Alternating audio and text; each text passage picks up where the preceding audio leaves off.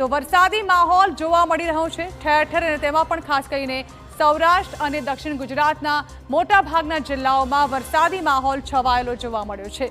આ વરસાદી માહોલને પગલે 168 તાલુકાઓમાં નોંધપાત્ર વરસાદ વરસી ચૂક્યો છે।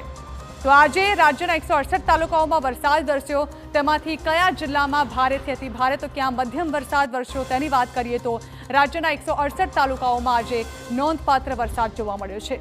રાજ્યમાં વરસાદે ફરી એકવાર એન્ટ્રી કરી છે, જેમાં સૌરાષ્ટ્ર સહિત ઉત્તર અને દક્ષિણ ગુજરાત જળ તરબોળ થયેલું જોવા મળ્યું, જ્યાં ભારે વરસાદી માહોલ કેટલાક જિલ્લાઓમાં જોવા મળ્યો, જેમાં સૌથી વધુ રાજકોટના ધોરાજીમાં 3 ઇંચ વરસાદ ખાબકી ચૂક્યો છે।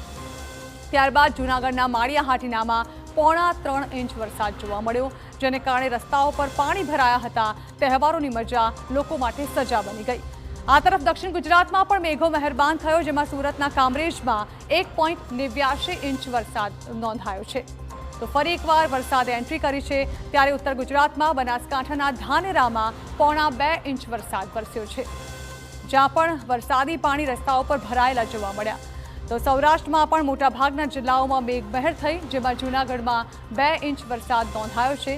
ઓવરઓલ જોકે માળિયા હાટીનામાં સૌથી વધુ વરસાદી માહોલ છવાયો, જેમાં 3 ઇંચ જેટલો વરસાદ ખાબકી ચૂક્યો હતો।